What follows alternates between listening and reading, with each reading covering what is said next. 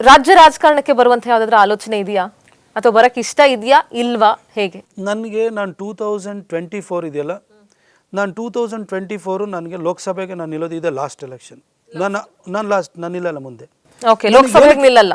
ನಾನು ಒಂದು ಕ್ಷೇತ್ರವನ್ನು ಮೋದಿಜಿಯಂತಹ ಕೇಳಿದ್ದನ್ನೆಲ್ಲ ಕೊಡುವಂತಹ ಕಾಮಧೇನು ಈ ದೇಶದ ಪ್ರಧಾನಿಯಾಗಿರ್ಬೇಕಾದ್ರೆ ಒಂದು ಕ್ಷೇತ್ರವನ್ನು ಸಂಪೂರ್ಣವಾಗಿ ಅಭಿವೃದ್ಧಿ ಮಾಡೋದಕ್ಕೆ 15 ವರ್ಷಕ್ಕಿಂತ ಇನ್ನೆಷ್ಟು ಅವಕಾಶ ಬೇಕು? ನಾನು ಸಾಯೋವರೆಗೂ ಪಾಲಿಟಿಕ್ಸ್ ಮಾಡೋಕ್ಕೆ ಬಂದಿಲ್ಲ. ಎಲ್ಲ ಕುಂಟದನೂ ಪಾಲಿಟಿಕ್ಸ್ ಮಾಡೋಕ್ಕೂ ನಾನು ಬಂದಿಲ್ಲ. ನನಗೆಲ್ಲ ಹೋಗಿ ಊನ ಹಾಕ್ಕೊಂಡು 4 ಜನ ಹಿಡ್ಕೊಂಡು ಹೋಗುವಂದು ಅವ್ರನ್ನ ಆಗಲೂ ನಾನು ಪಾಲಿಟಿಕ್ಸ್ ಮಾಡಬೇಕು ಅಂತ ನಾ ಬಂದಿಲ್ಲ.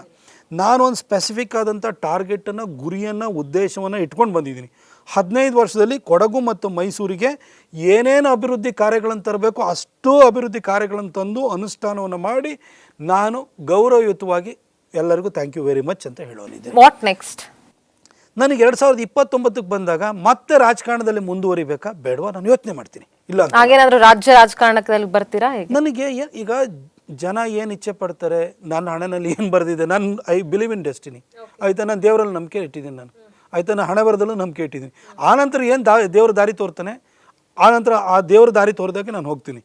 ಆದರೆ ನನ್ನ ಗುರಿ ಉದ್ದೇಶ ಇರೋದು ಇನ್ನು 5 ವರ್ಷಗಳ ಕಾಲ ಈಗೇನು ಒಳ್ಳೊಳ್ಳೆ ಕೆಲಸನ ಪ್ರಾರಂಭ ಮಾಡಿದೆ ಅದನ್ನು ತಾರ್ಕಿಕ ಅಂತ್ಯಕ್ಕೆ ತೆಗೆದುಕೊಂಡು ಹೋಗಬೇಕು. ಮೈಸೂರಿಗೆ ಮೆಟ್ರೋ ತರಬೇಕು ಅಂತ ನನಗೆ ಆಸೆ ಇದೆ. ಆ ಮೆಟ್ರೋನೂ ತರಬೇಕು. ನಮ್ಮ ಕೊಡಗು ಅಂತೇನಿದೆಯಲ್ಲ ಅದು ಒಂದು ವಿಶಿಷ್ಟವಾದಂತಹ ಭಾಷೆ, ಜನಾಂಗ, ಒಂದು ಸಂಸ್ಕೃತಿ ಎಲ್ಲದನ್ನು ಇರುವಂತಹ ಕೊಡಗನ್ನು ನನಗೆ ಪ್ರತ್ಯೇಕವಾದಂತಹ ಒಂದು ಲೋಕಸಭಾ ಸ್ಥಾನವಾಗಿ ಅದನ್ನು ಮಾಡಬೇಕು ಅನ್ನೋ ಉದ್ದೇಶವೂ ಇದೆ ನನಗೆ.